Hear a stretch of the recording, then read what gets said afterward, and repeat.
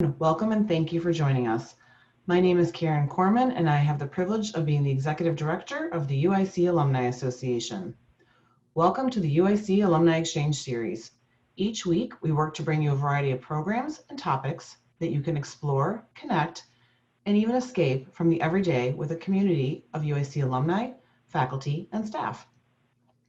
You'll hear me say this a few times today, but I encourage you to visit go.uic.edu/alumni exchange for the latest and greatest programming. And with that, I am excited to start our program this afternoon, featuring the UIC College of Medicine at Peoria's Dr. Jim Barnett and a panel of experts as they discuss the myriad of challenges facing healthcare in rural settings. Thank you to all of our panelists for being with us today. I'll turn it over to Dr. Barnett to introduce the panel and begin the program. Well, thank you, and thank you. We welcome today's panel addressing rural health, concerns and hopes. You will hear from 6 panelists, each for about 5 minutes, and then there will be time for questions. I've had the privilege to get to know these special people serving in rural Illinois, and we will all benefit from hearing their perspectives. I'm the director of the Rural Student Physician Program at University of Illinois College of Medicine, Peoria. For the past 23 years, we've been placing 5 to 10 third-year medical students across central and southern Illinois for 7 months each year. My time with the program has given me the opportunity to meet many dedicated health workers. Our SPP works alongside ErgMed here in Peoria. That's a new program focused on innovation, rural, global medicine. Students grapple with the disparities in rural and global health. Today's critical topic has been highlighted by the recent presidential executive order on August 3, 2020, titled Improving Rural Health and Telehealth Access. This has led to opportunities for 15 rural communities to secure federal grant money for the creation of community health access and rural transformation models. Our panelists work in the midst of various disparities, including workforce. To highlight this, in 2018, the Illinois Hospital Association reported there were 45 primary care physicians per 100,000 population in rural counties versus 87 primary care physicians per 100,000 in large urban counties. With psychiatry, the span is even greater, with 1.6 per 100,000 rural and 12.6 per 100,000 large urban. Now let's hear from our panelists. Your questions may be communicated, as already mentioned, by chat, and will be gathered, and we will address as many as we can after all 6 have shared. Thank you. Well, first we'll have Dr. Millie Nelson. She's an obstetrician gynecologist in Effingham since 2014. Currently, she's medical staff president at HSHS St. Anthony's in Effingham. She's a teacher of many medical students from the University of Illinois since 1989, and now she has 2 daughters in medical school. And she is a board member of Heartland Human Services, a counseling center in Effingham. Welcome, Dr. Nelson.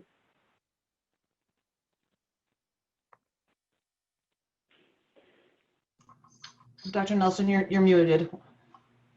If you have problems, I can unmute you. Better? Great. Yes, thank you. I was asked to address 4 questions, and I'd like to address the fourth one first. What are some of the benefits of rural practice and life? And I've practiced in big cities, I've practiced in medium-sized cities, and I have to tell you, practicing in a rural health environment is a lot of fun. You get to know your community, you get to know your patients, and there's a lot of mutual support within the community. So you have a personal relationship with your emergency room physician that's calling you, or your primary care provider that's calling you. You have a personal relationship with the entire family that you're taking care of. So there are lots, and it's not as hectic in terms of communicating and referring. So when I have a serious tertiary care referral problem, I just text message my referral person, as opposed to having to organize a different mechanism for consultation. The second question I was asked was, how has COVID-19 affected my practice in rural America. I would say that, rural America has an issue with higher than average poverty rates and issues with access and transportation. And as our population ages, those transportation hurdles become even greater. And we basically, in a primary care OBGYN practice, pretty much shut down visits for anybody with risk factors. So those elderly people had a strong difficulty getting access to care. We shut down our convenient care. So the only place to go would have been the emergency room if you had a problem. Second, we limit the visitors that come into our office. So moms who are pregnant can't bring their children with them.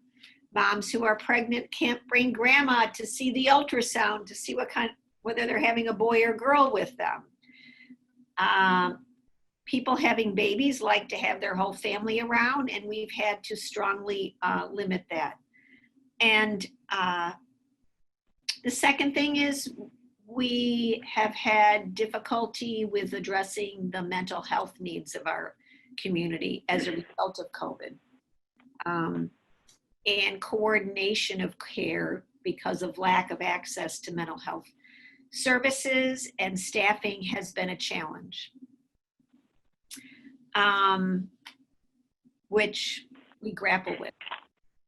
All of our psychiatry is through telehealth. So although our telehealth psychiatrist is extremely popular, he has an enormous wait list.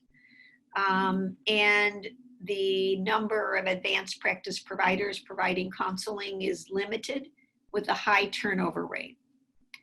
The Heartland Human Services, which Dr. Barnett alluded to, which is the mental health outpatient and inpatient option in our community, has a terrible difficulty hiring behavioral health techs, just sort of the entry line job to help with mental health. So it's a struggle, and we have a high drug use problem and a high mental health problem. What are the primary issues or health concerns of our practice? I think the big issue for me is, and you started to talk about this, Dr. Barnett, I'm a believer in population health. So how do I take the population where I live? Because people want to be cared for within a commuting distance of their community. And in a world with telehealth and robotics, so we have telehealth neonatology through a tertiary care hospital to communicate with neonatologists. We have telehealth with maternal fetal medicine to communicate high-risk obstetrical issues. We have a robot in our ICU so that there are specialists that can communicate with the ICU staff, we call them nocturnists, about critically ill patients. We just instituted, with the advent of COVID, telehealth in our office, and we are encouraging people to seek that option, and it's extremely popular, in particular amongst the young people. The only problem with it is in a rural community, everybody doesn't have the same internet access. And so you need a certain level of internet access to be able to communicate. And that has been a challenge. The last question was address the rural health priority of mental health. I cannot state that enough. We had a young woman who had a baby 10 days ago in our ICU attempting to commit suicide. Yesterday, I had a patient with a 6-week-old infant. She came into the emergency room with the police because she was cutting on her neck. These are common occurrences these days. And our ability to handle those patients is very limited, which consumes space in our emergency room, which affects throughput. It's a big challenge. I don't know if there's anything more you'd like me to say, or you have any questions?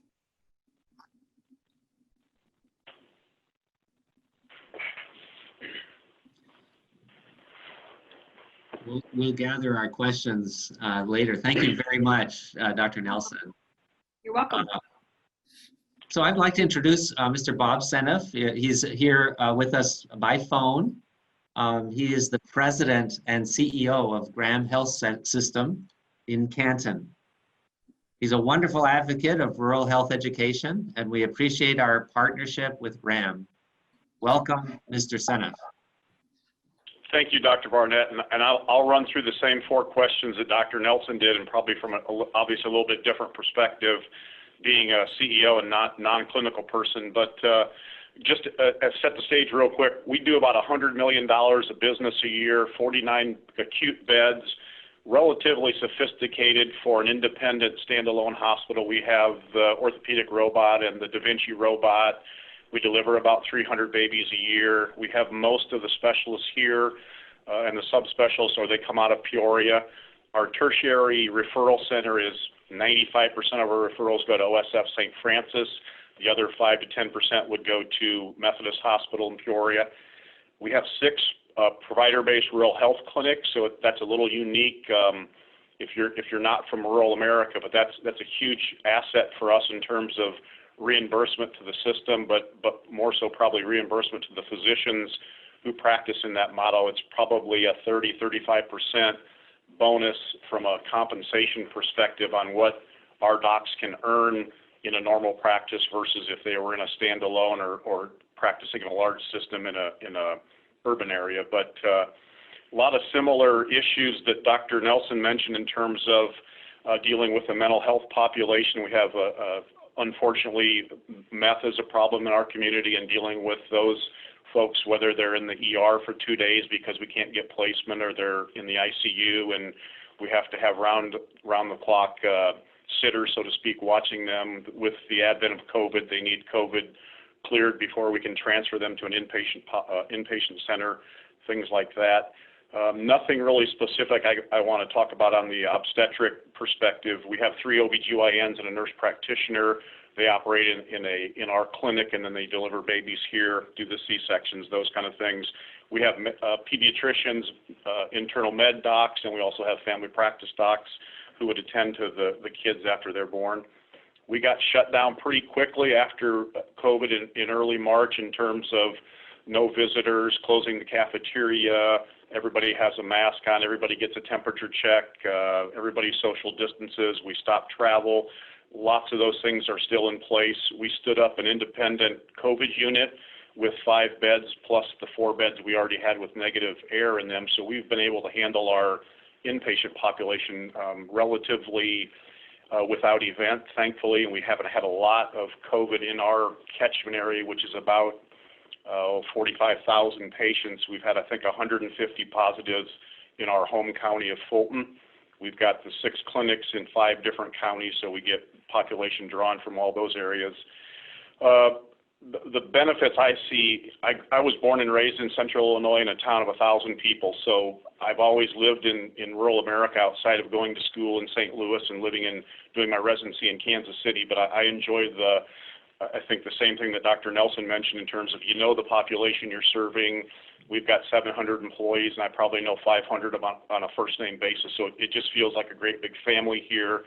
And we've been fortunate we do well financially and can stay independent and really control our own destiny, have a great board of directors, have great relationships with the folks in Peoria. Dr. Barnett talked about our relationship, but we have students almost always here. We have residents here. We have our own school of nursing, so we have nursing students here. So it's kind of a bigger place in a smaller community, and that really, that's what I enjoy professionally, having been sitting in this office for the last 25 years. But I'll stop there and then wait for questions at the end as well. And just thanks again for letting me participate and for allowing us as a site to have med students out here on an ongoing basis. It's really beneficial, I think, to both parties. Thank you very much, Mr. Senoff. We appreciate that. Well, I'd like to introduce you to Dr. Nicole Kennedy. Dr. Kennedy is an alumnus of the Rural Student Physician Program, the program that I direct here in Peoria, and she graduated here in 2010. She's was also a part of the Rural Illinois Medical Student Assistance Program, known as RIMSAP. After residency in South Carolina, she's been in practice in Marion, Illinois, with Southern Illinois Medical Care Associates. Welcome, Dr. Kennedy.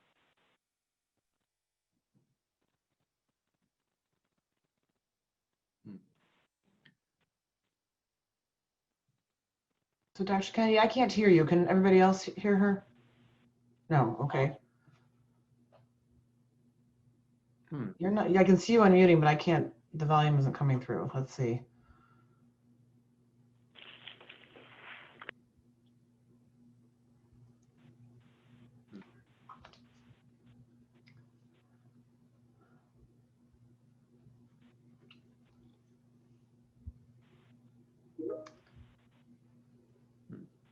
Try again to speak.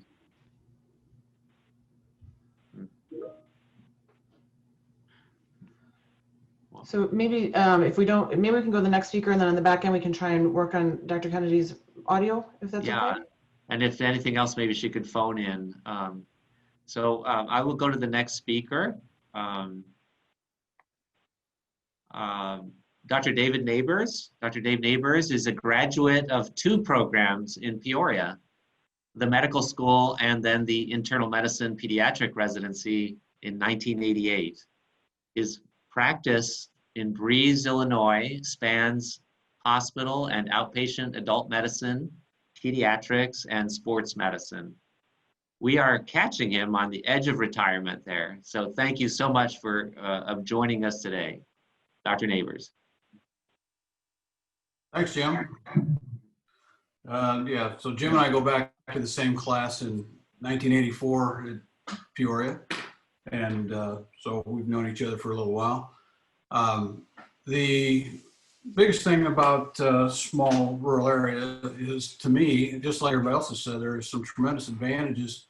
In going back 32 years from when I started here, it was a question of really, I had an opportunity to go to Johns Hopkins and do a pediatric ICU fellowship, or come to this little town in Southern Illinois. At the time, when I came to Breeze, just really more to interview with the CEO at the hospital, because they've been after me for years to, come back.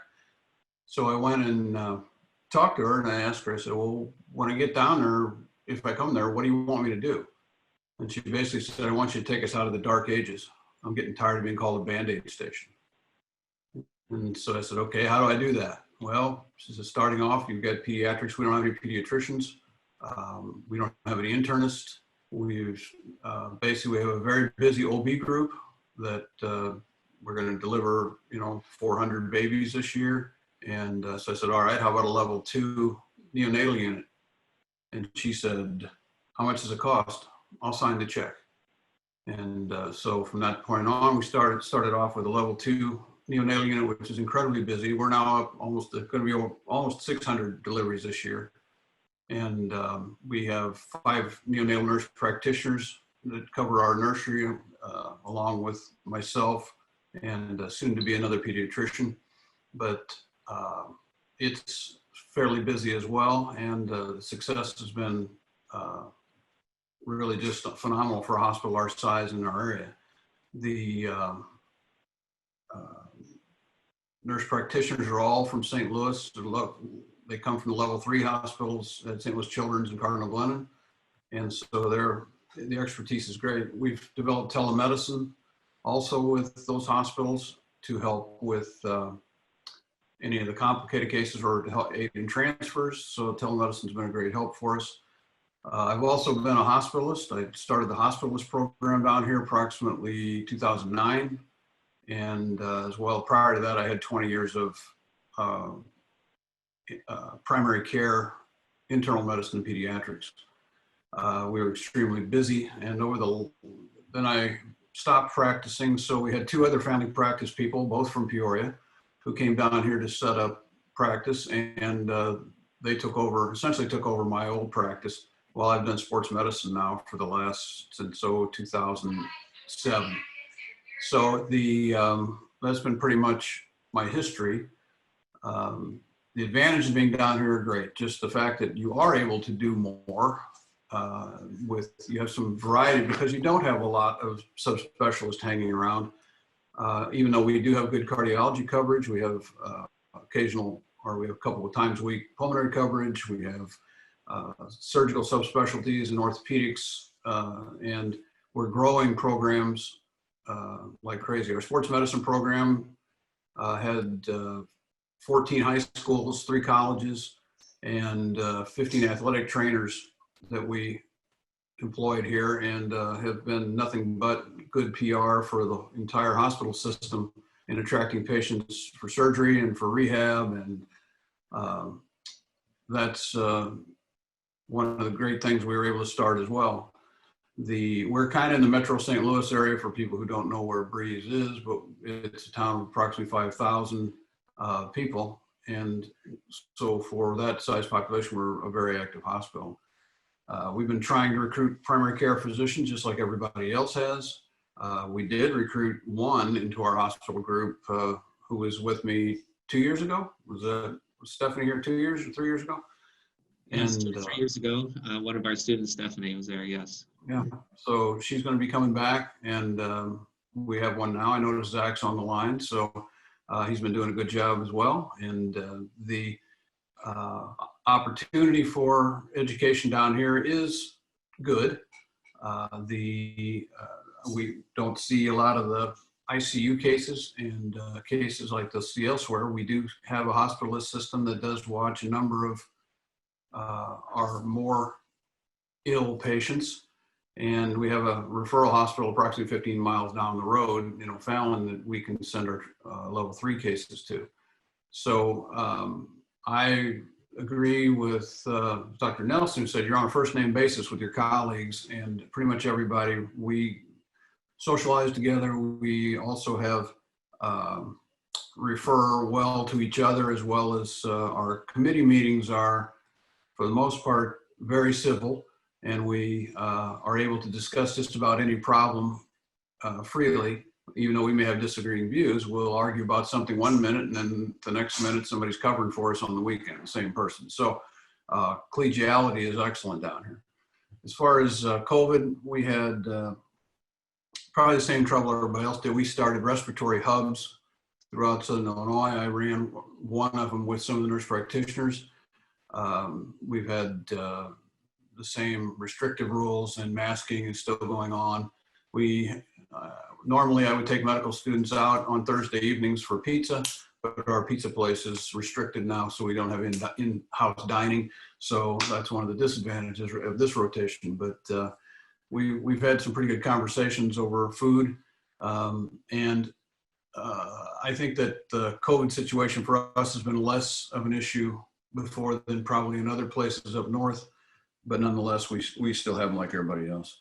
Mental health was one of the issues as well. We have one geriatric psychiatrist who does a very good job, but we have all of our pediatric cases and younger ones are referred across the river to the St. Louis Children's Hospitals, and we just don't have a very good ability to refer people for psychiatric care otherwise, even though a survey that I did a couple of years ago with 1,500 chart reviews showed that 45% of our patients were on some sort of anxiety or depressive medicine out of our clinic. So that's probably not, I don't know that that's way out of line with big cities, but I think overall, we don't have as much trouble with severe depression and anxiety issues as they do in larger cities. That's just the feeling I get. Otherwise, disadvantages obviously is, you can call it a disadvantage, I call it an advantage. You may have to think a little bit more because you're going to care for more of your patients than you're going to refer away, because you just don't have that referral ability on hand all the time. So if you really like thinking and you like to, get into cases and get in deep with your patients, that this is probably a rural setting is much better than being in a large city. So I'll just drop it at that. If anyone has any questions, then feel free to ask. Thank you.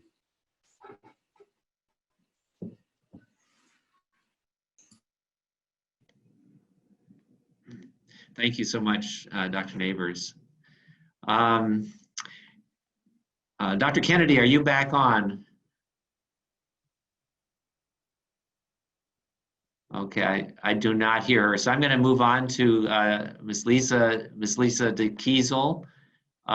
She is the president of OSF Healthcare St. Mary Medical Center in Galesburg.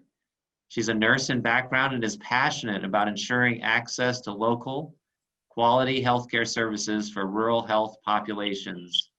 We really appreciate our partnership there, and welcome to you, Ms. Lisa DeKiesel. Thank you, Jim. I really appreciate the opportunity to connect with this group to really talk about something that I think we're all passionate about if we're on this call, and that is rural healthcare. In preparing for this today, I chose to really focus most of my preparation around speaking just from an administrative perspective on how COVID-19 has affected our situation and what those future implications might be for rural health. Looking back, in February, we all began to pay closer attention and begin to hear of the need to take additional personal infection prevention measures and begin to really get this on our radar. And everybody, I think, was watching intently and wondering if this truly could affect the U.S. And if so, out into the rural communities like we were seeing overseas or even on the coast. But then in early March, we did begin to recognize that this was indeed going to affect us to some scale and began to see inconsistencies in what that might look like and what measures need to be put in place. And as leaders, we began to really review our EOPs and infection control policies and really begin to have some focused discussions around preparedness. But March 13th was certainly the reality check, I think, when the president issued the public health emergency, and overnight we stood up our incident commands. And we're really fully immersed in COVID-19, and I think everyone can attest to that. We really here spent a lot of time, prepping for the surge. What did that look like? That was very intense, as everyone was expecting to be completely inundated. That was really what we were advised to prepare for. Here at St. Mary's, we did stand up a negative pressure unit in the facility that actually would have allowed us to accommodate 20 patients in negative pressure rooms. And that was to support our upper western region here. That would be the Galesburg and Kewanee and Monmouth markets in that area, as the intermediate and critical care level facility for the region. But the reality of it became, with all of those efforts, instead of a true surge, it really became development of strategy to continue to be prepared in that way, but also manage the dramatic volume shifts and the economic impact we were seeing as a result of the shelter in place and the mandates around elective procedures and just the necessary measures that were being put into place there. So that really became kind of a joint effort and also moved us into workforce planning for rural healthcare and really for all facilities in order to ensure long-term sustainability. There was complex workforce management plans that had to be developed and implemented to offset the complexity of volume deficits in conjunction with surge preparedness, all while balancing the fears and anxieties and uncertainties of our workforce. And I'm sure everyone can speak to that as well. So it's a very interesting, dynamic time. We really reached out and began engaging our legislators. I think most rural health leaders really did increase already active engagement with our legislators to ensure our voice was heard as we monitor the state and federal government's response, and including the waivers that we were all able to learn more about as those came out in order to allow us to become more agile in our operations. And then, of course, the CARES Act. As a result, we were able to stand up innovation. At OSF, we stood up our innovation platforms very, very quickly. We were already well underway in development of some of those, but the waivers and just the intense focus allowed us to really rapidly stand that up, including our telehealth and virtual visits, as well as having the opportunity to stand up the Pandemic Health Worker Program in support of the state's work around wrapping resources around patients experiencing potential and or confirmed COVID. So that was a lot of work that was going on. I think the innovation really allowed us to increase our access to services for rural patients in the midst of COVID. And then, of course, once we came through that, now we're in that reignite phase where volumes are very rapidly returned to baseline and beyond. And really utilizing that early pandemic learning to balance the COVID and non-COVID, including all of the high acuity and high volumes patients that we're seeing. So what we are seeing now is the patients that were following the mandates, were sheltering in place, staying home. Kind of the latent effect of that is what we were all expecting, is that those that are now presenting are very high acuity. Some have delayed services, difficulties with access to services. And so we certainly are managing that right now as well. I think primary concerns for rural health organizations, a lot of it has been said. I think everyone has really hit on a lot of the key points. I think it's really important too, when we think about, if I stay on the topic as around the pandemic, is that we're still kind of not re-earning, but really re-securing the trust of our communities to make sure they feel safe to access services, so that they are accessing those needed services and even preventative services. If I refer back to the high acuity state I just spoke about, that's something that always was a concern for myself as an administrator, as you're looking out and you're thinking, it's so quiet, and you're worried about everyone who's home getting sicker. Long-term effects, I think we have to really be preparing ourselves for the long-term impact on what does the next 12, 18, or 24 months look like. It really remains a world of uncertainty, and I think that, ensuring that we recognize the fact that this is something that we haven't seen, most of us, and I'm sure, in our time, and really understanding what the long-term impact is going to be and how we ensure, for instance, with the CARES Act funds, that we're utilizing these funds not to simply offset short-term, potentially catastrophic impact on rural health, but reality, the potential long-term effect and impacts yet to come, we really don't know. And so we must not be just good, but strategic stewards of those funds and some of these other opportunities we're realizing to support our services. So I think there's been a lot of really good discussion around what the benefits are. I mean, Jim, we've had a lot of conversations about this. I certainly think that the opportunity to serve in a rural area is the optimal opportunity. So you have the autonomy, you have the relationships that have been talked about, you get the opportunity to use those broad range of skills. And I think a lot of maybe potentially recruits might think they won't be challenged enough in rural healthcare settings. I say it's the opposite. You don't have necessarily all those resources right at your fingertips. It allows you to really tackle challenge with autonomy, but yet in a high relationship environment where you have teams that come together very quickly to support one another.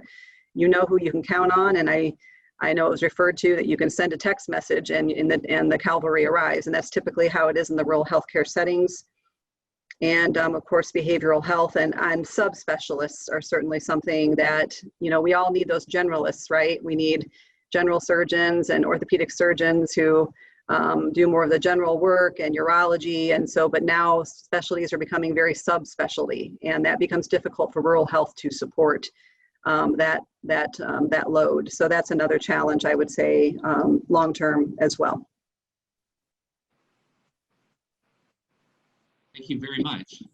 I really appreciate that. So I'm going to just check in with Dr. Kennedy. Were you able to connect with us audibly?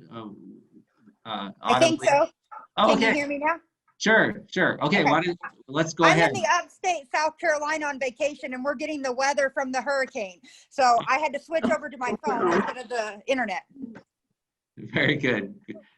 Go for it. Okay, so kind of the benefits of practicing in rural areas. I grew up in a small town in Carlisle, actually not very far from Breeze, where Dr. Neighbors is, and that aspect of, I knew I didn't want to go anywhere very large, but I did go through with the RIMSAT program through the Illinois State Medical Society and Farm Bureau, and then I did most of my third year through the RSPP program, and I did do that 7 months in Southern Illinois, close to where I am practicing now, and was able to make those connections. I really enjoy the aspect of rural practice based on that, you know your patients, you know your families. I have 3 generations of several of my patients' families. You know what's going on. They may come in and say, I don't know what my family history is, but I can look in their parents chart and get that information for them from that standpoint. And you know a little bit of the background of what's going on.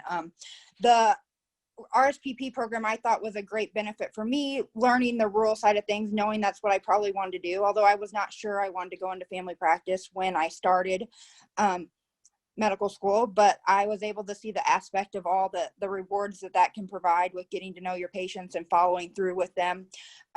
Being in a rural practice for one area for education gave me a great aspect to see like the whole aspect of family practice, not just the in the clinic or in the hospital one day at a time, but the meetings that were involved outside of the clinic time, the after hour stuff, the practice meetings, the committee meetings.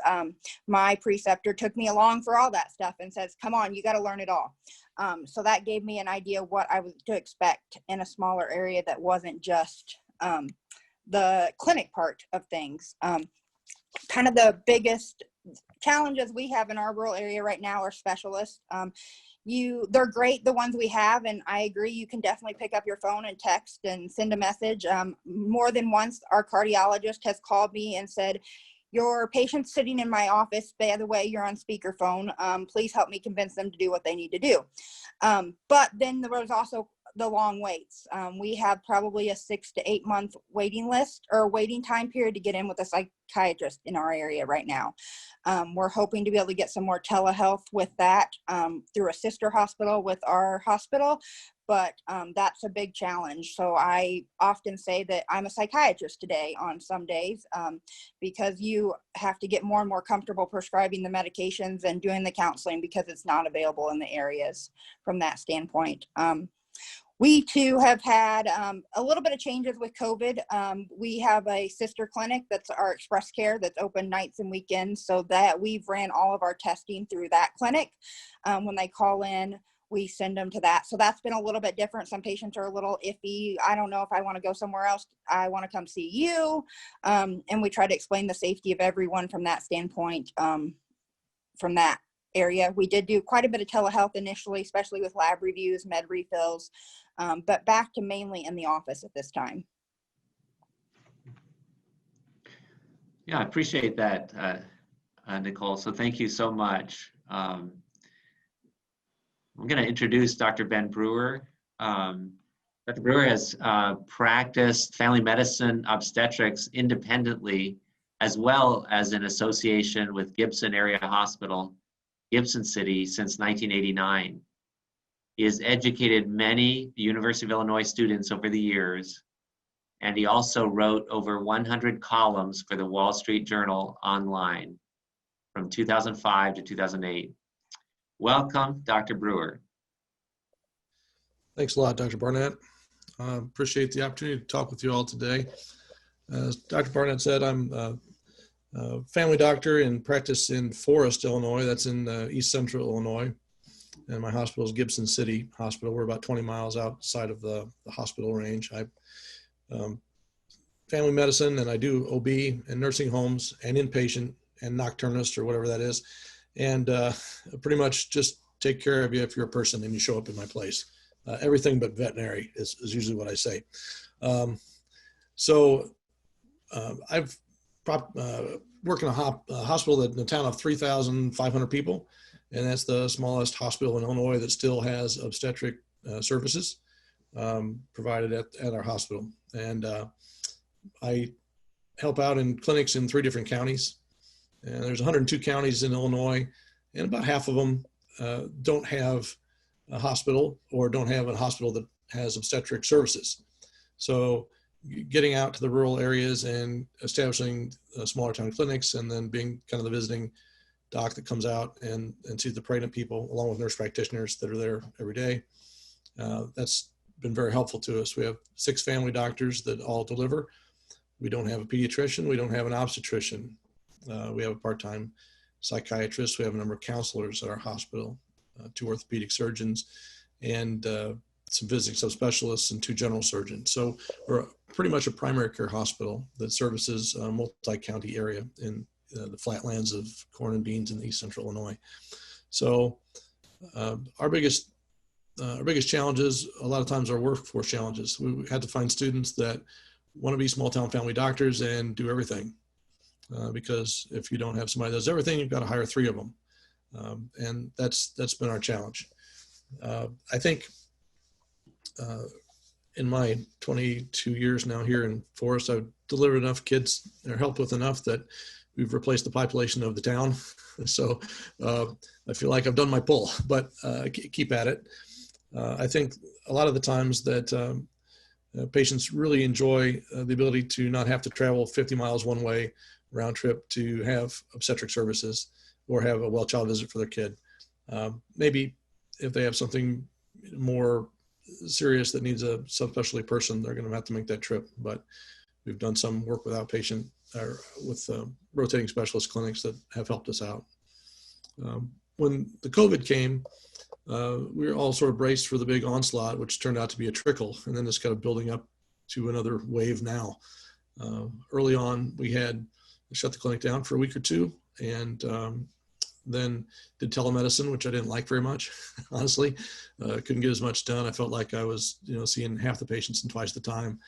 And so eventually they started coming back into the office. We just got masked up and gloved up, and hospital said, we're going to ration our PPE. So you get 1 disposable mask per week, unless you break the strings on it, then you can staple those to the side of it or glue it back or use a cloth mask or something like that. And they got us some Tyvek suits to wear. We just shared them amongst the staff when we had somebody that might be positive or looked like they were a case that needed attention. So since the COVID, initially it came down from the Chicago area down the eastern side of Illinois, down by Kankakee, and got into the processing plants for food. And one of my office workers, her husband worked at one of these processing plants in Rantoul, Illinois. And then she became positive. She was our first positive COVID case. She was our interpreter and our front desk person, and really kind of the hub and nerve center of our office communications. And she went down for about 2 weeks.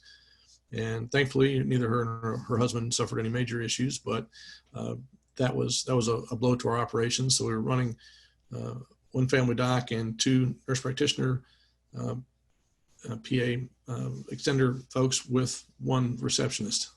So my office manager then had to rotate up and become the receptionist part of the time. And then my nurse had some scheduled vacation time, and she went off to Utah and to visit grandchildren. And on the way back, became COVID positive. So she was off for a week or 10 days, and then she had to have another 2 to 3 weeks time off. So we're down a receptionist, and I'm working on 1 nurse with 3 providers in the office. And kind of about the time we came back from that, then the lady that does psychological care a couple days a week in our office also came down with COVID that she got from her boyfriend. So sometimes we've been down 3 people in a 10-person office, more or less. Thankfully, nobody got the COVID within the office, so we didn't spread it within the office with the masking and gloving. And the patients asked, well, does the masking and gloving work? And I think it does in our case. I've been able to keep it out of the nursing home, where the staff there did. Up until today, we had 2 staff members and 1 patient at the local nursing home 12 miles away come down positive. So that's what we're dealing with this week. We started doing rapid tests in the office. So we're able to do up to 28 or 30 swabs a day through our clinic.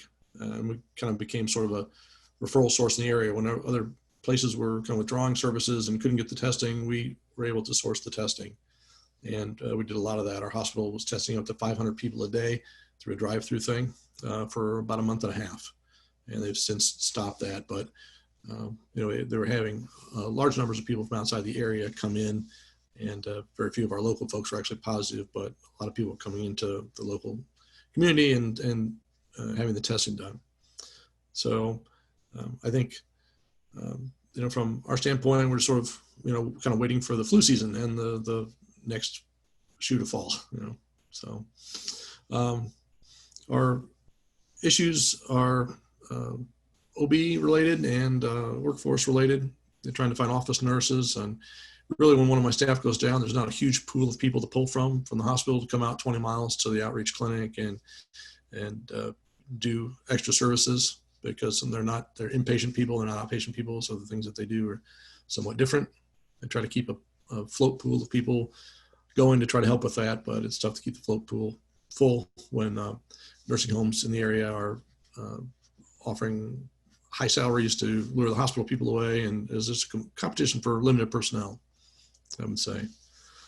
Despite the challenges of that, I really enjoy working in a rural area, practicing to the top of my training and learning new things, and keeping all my skills up to speed in dealing with now respiratory things, and getting good at transferring people out who are fairly sick and so on. So that's all I have right now. Jim, if we have any other questions for the other presenters, that'd be great.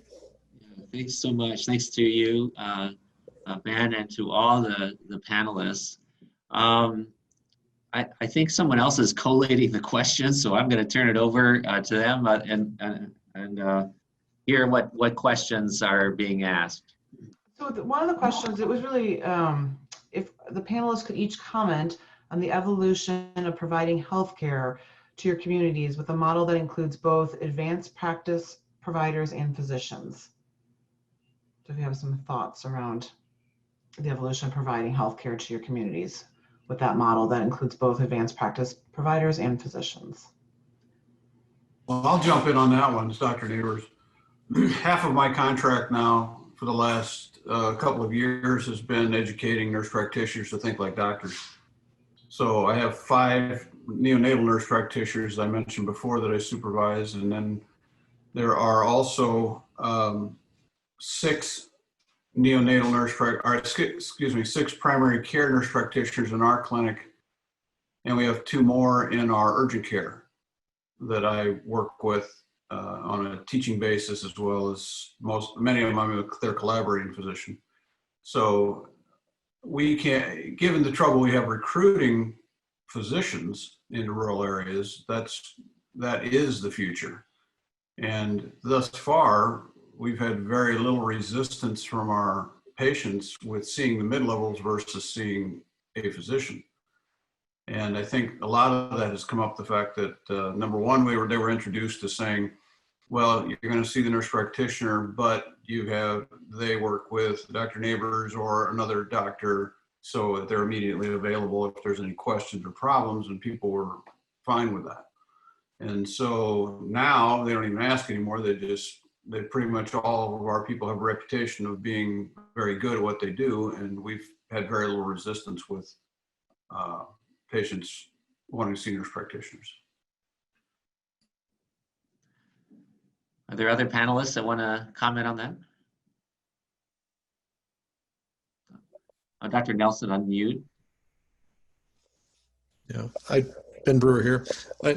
I work with 3 advanced practice people, and also they're very good. I think they're able to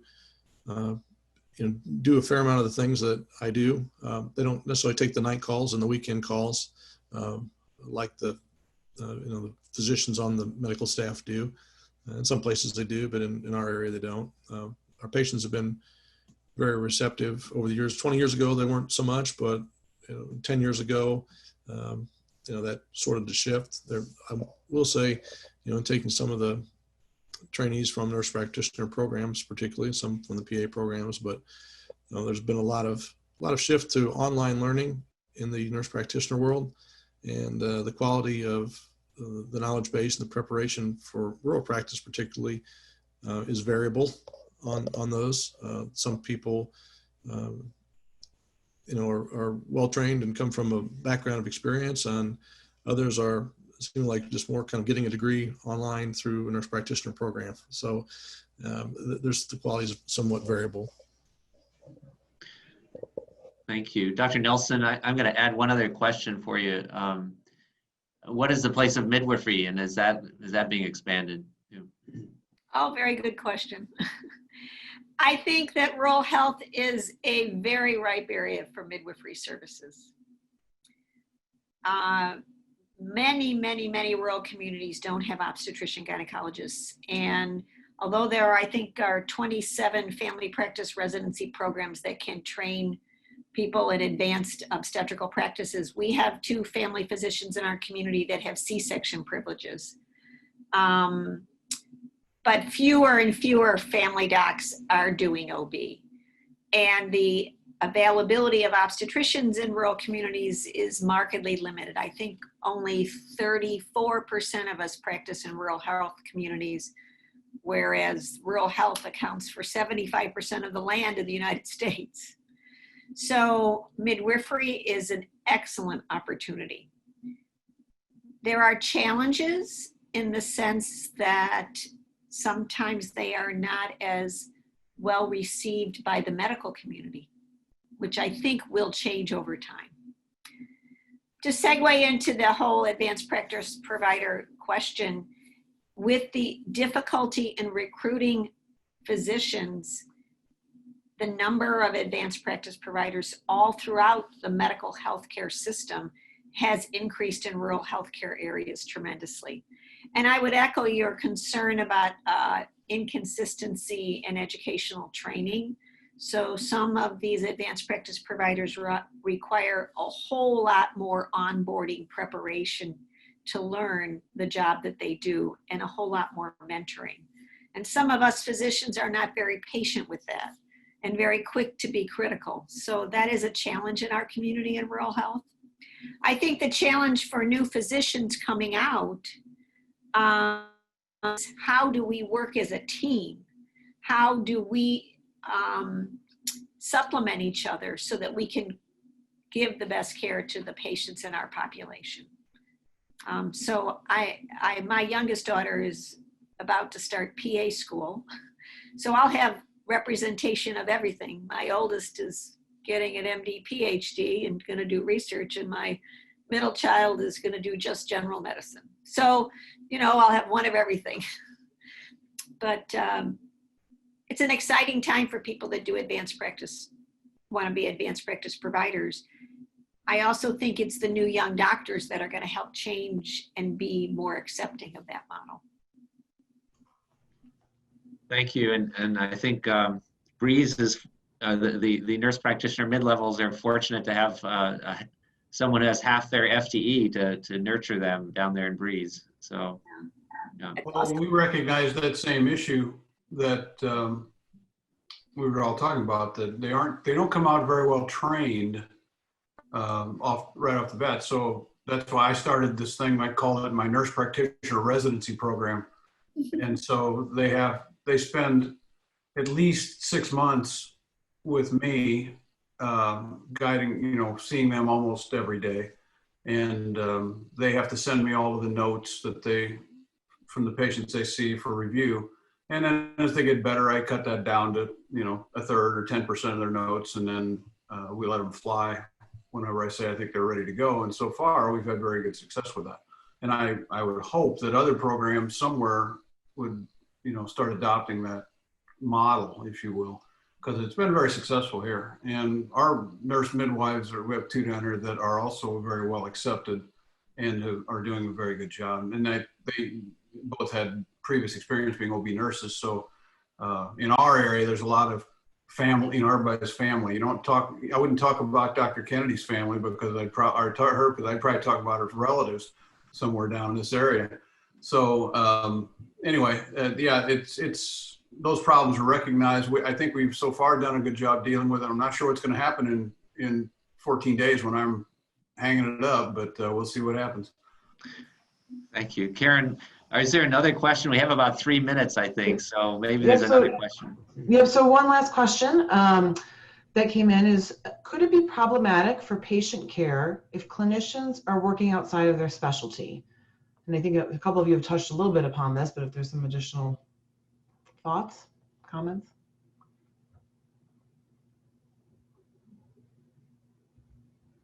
Well, I'll try it again, but to quote Clint Eastwood, man's got to know his limitations, and so I think that I don't know what working outside of your specialty necessarily means. It does mean we do see things that you may, other people in big cities may not even touch. But at the same time, I think that as long as you're smart enough to say, I don't know what's going on here, or I've worked this up as far as I can go, I got to send it somewhere. We've never had any problems with that here, and I'm on just about every quality committee and whatever else. So it hasn't been a big issue for us. So.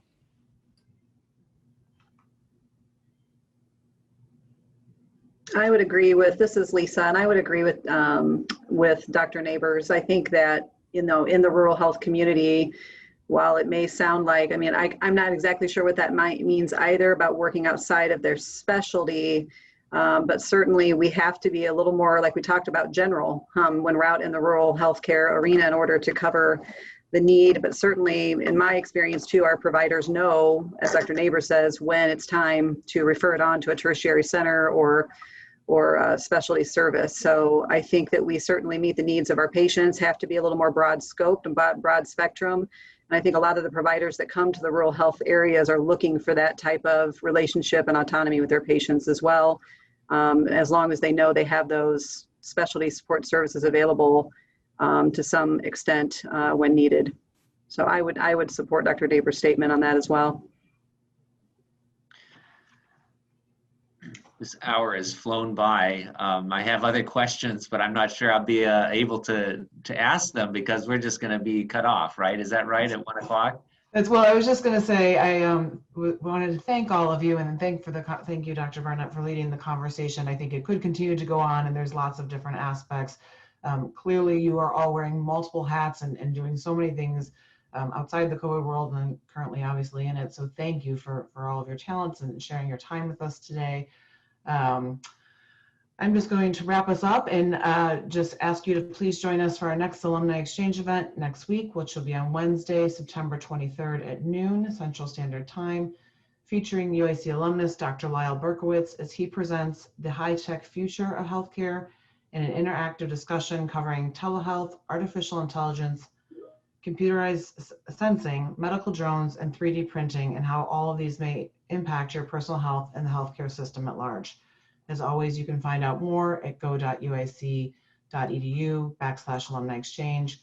Please be on the lookout for that quick survey after this program. Thank you again to all of our panelists for being here and for sharing all of your time and knowledge with us. We're very, very grateful. And we look forward to seeing all of you again in another Alumni Exchange program. Thank you again, Dr. Barnett, for pulling this together. Very much appreciate all of your time available. Yeah, appreciate all the panelists. Thank you very, very much. Have a great rest of your day. Thanks again.